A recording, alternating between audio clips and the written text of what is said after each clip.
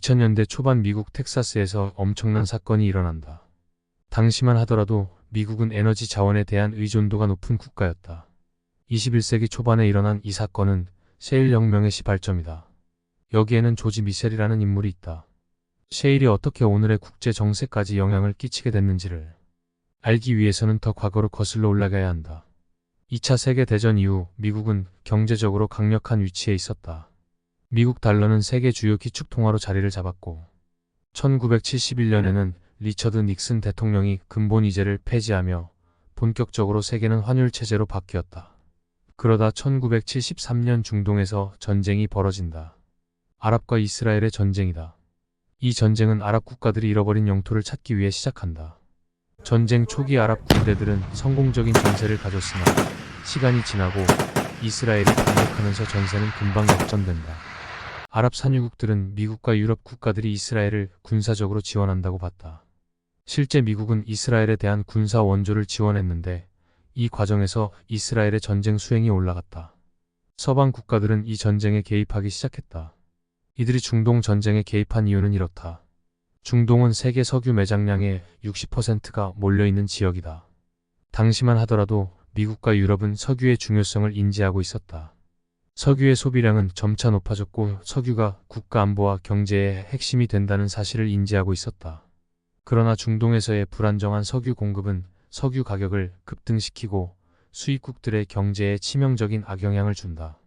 안정적인 석유를 공급받기 위해 유럽과 미국은 중동에 필수적으로 친서방 국가가 필요했다.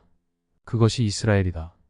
동아시아에서 안보 균형을 위해 한국과 일본이 러시아와 중국을 견제하는 것처럼 이스라엘은 지역 안보 균형을 위해 중동에 꼭 필요한 국가가 됐다. 이 지역은 적진의 한가운데에서 전략적 정보를 취합하고 군사적 완충지가 되는 역할을 했다. 이 지역은 필연적으로 높은 수준의 군사 안보 비용이 지출된다. 이 지역은 꽤 중요한 무기 수출국으로 사용되기도 한다. 정치적, 경제적 이유로 미국과 유럽이 이스라엘에 대한 지원을 하자 중동 또한 간접적인 방식으로 경제 타격을 주기로 한다. 바로 석유 수출 금지다. 석유 가격이 오르면 물가가 오른다. 민주주의 국가를 흔드는 유효한 전략은 경제를 제재하는 일이다. 이로써 선거를 통해 정권을 유지하는 민주주의 국가의 정치적 압박을 하는 것이다. OPEC 국가들은 석유를 무기화하는 전략을 사용했다. 석유 생산량을 줄이고 가격을 인상하여 경제적 타격을 주었다. 이것이 오일 쇼크다. 미국은 석유와 천연가스 가격 변동에 취약한 국가였다. 에너지는 곧 국가 안보였다. 이 상황에 미국은 에너지 위기를 해결하고 달러의 국제적 위상을 유지하기 위해 중동에서 힘의 균형을 갖게 해줄 국가를 찾았다. 바로 사우디 왕정이다. 사우디 왕정은 내부적으로 여러 문제가 있었다. 정치적으로는 불안정했고 반정부 세력은 점차 강해져 갔다. 이란과 이라크 등 주변 국가들로부터 군사적 위협을 받고 있었으며 특히 이란의 이슬람 혁명 이후에는 이란의 영향력이 커지고 있었다. 확장하는 이란 세력을 견제하기 위한 사우디 왕정에 의해 관계는 당시 미국과 맞아떨어졌다. 이렇게 미국은 에너지 위기를 해결하고 사우디는 안보적 위기를 해결하는 21세기의 아주 중요한 국제 관계가 형성됐다. 1974년 미국과 사우디아라비아는 석유 거래에 관한 비밀 협정이 체결된다. 그것이 페트로달러 시스템이다. 사우디는 석유를 오직 미국 달러로만 거래하도록 했다. 이 결정은 다른 OPEC 국가들에게도 영향을 끼쳤다. 결국 미국 달러의 국제적 위상은 더 높아졌다. 이를 조건으로 사우디는 중동 지역의 안정을 보장받았다. 사우디와 다른 산유국들은 석유 판매로 얻은 달러를 다시 미국 금융시장에 재투자했다. 이는 미국 경제의 유동성을 공급했다. 다시 달러는 국제적 수요를 지속시킬 수 있는 구조를 갖게 됐다. 자, 다시 처음으로 돌아가자. 2000년대 초반 미국 텍사스에서 엄청난 사건이 일어났다. 당시 에너지 자원에 대한 의존도가 높은 미국의 셰일 혁명이 일어났다. 여기에는 조지 미셸이라는 인물이 있다. 조지 미셸은 1919년 그리스 이민 가정에서 태어났다. 그는 텍사스 O&M 대학에서 석유공학을 전공한다. 중동의 전쟁이 일어나고 석유 가격이 뛰자 조지 미셸은 텍스사 반의 셰일층을 주목한다. 셰일층의 단단한 암석에 천연가스로 갇혀있는 자원을 끄집어 올리는 기술을 발견하자는 것이다. 미셸은 수평시추와 수압파쇄법을 결합한 기술을 개발했다. 다시 말해서 빨대를 꼽아 석유를 끌어올리는 기존 시추 방법이 아닌 물과 모래, 화학물질을 섞은 높은 수압의 물을 셰일층에 수평으로 집어넣고 가스를 밀어 올리는 것이다. 이것은 몇 차례 실패를 했으나 1997년에 셰일 가스에서 유의미한 양의 셰일을 추출하는 데 성공했다. 미국이 에너지 독립을 할 수 있는 희망을 발견한 시작점이다. 이처럼 미국 내에서 석유가 생산된다면 불필요한 중동 전쟁에 개입할 이유도 사라졌다. 실제로 현재 미국은 세계 제1의 석유 산유국이 됐으며 에너지 자급자족을 넘어 수출까지 할 수 있는 국가가 됐다. 국제 에너지 시장의 판도가 바뀌었다. 미국에게는 더 이상 러시아나 중동의 평화는 중요한 문제가 아니게 됐다. 중동과 러시아에서 전쟁이 나더라도 미국 내에서 석유 가격을 조정할 수 있는 힘이 생겼다. 실제로 러시아가 우크라이나를 침공하고 중동과 이스라엘이 전쟁을 벌여도 미국이 과거와 같이 크게 대입할 명분도 사라졌다. 그것은 다시 말해 중동과 러시아는 미국이 더 이상 자신들의 전략적 행위를 간섭하지 않을 것이라는 확신을 가졌다. 실제로 우리가 살고 있는 시대에 미국이 내려놓은 힘의 균형에서 전쟁이 발생하고 있다.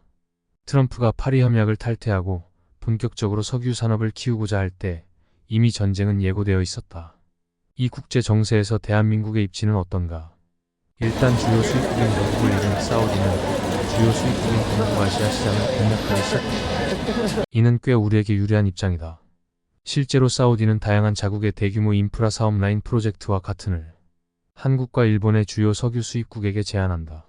거대 시장을 잃은 사우디와 석유에 대한 안정적인 수급이 필요한 대한민국의 이해관계가 만나며 꽤 적잖은 시너지를 만들어냈다.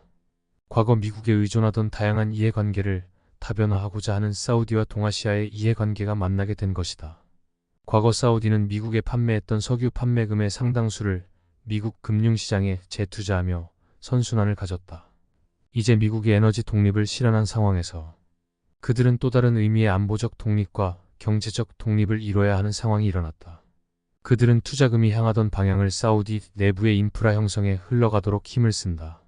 이때 충분한 기술력을 갖고 있으며 석유 생산량이 제로에 가까운 동북아와 새로운 협업 관계를 형성해 가고 있다. 미국이 에너지 독립을 실현한 상황에서 동북아, 미국, 유럽, 중국 등은 하나의 커다란 시장에서 벗어나 파편화되고 다각화 형태의 관계로 형성되고 있다. 대한민국의 입장에서는 굳이 하나의 국가를 선택한 이유도 없다. 실제로 한국가스공사는 2017년부터 미국으로부터 LNG를 수입하기 시작했다. 수입량은 지속적으로 증가하고 있으며 우리의 입장에서는 에너지 공급원이 다변화하여 안정된 수급을 얻을 수 있다는 장점이 있다. 다만 여기서 중국의 성장은 안보적 위협이 된다. 중국은 한국과 일본의 주요 수출 산업과 미국의 기술 산업에 대해 점차 시장 점유율을 높이고 있다. 또한 자국 시장에 대한 철저한 보호를 하고 반대로 외부 시장을 막대한 수출을 한다. 이런 불균형에 대해 미국은 중국 견제를 시작했다. 유튜브, 구글, 페이스북 등 거대 기업들이 중국 산업으로 진출하지 못한다. 중국은 자국 내에 디지털 장벽을 세워 철저하게 차단한다. 대신 바이두, 텐센트, 알리바바와 같은 자국 기업을 보호하고 성장시키고 있다. 중국 내의 독자적 디지털 생태계를 구축하는 동시에 자국 기업들이 글로벌 시장에서 경쟁력을 갖추게 하는 전략이다. 이 과정에서 중국은 미국과 다른 선진국의 기술을 탈취하고 산업 스파이를 통해 불법적인 방식으로 기술을 얻는다. 이는 미국 기술 산업에 직접적인 위협으로 작동했다. 중국의 막대한 무역 흑자 또한 글로벌 경제 질서에 부정적인 영향이 있다. 막대한 양의 달러가 중국으로 흡수됐다. 중국은 이렇게 흡수된 미국 달러로 미국 국채를 대량 매입했다. 그리고 중국은 미국의 주요 채권자가 됐다. 2021년 기준으로 중국은 약 3조 달러 이상의 미국 국채를 보유하고 있다.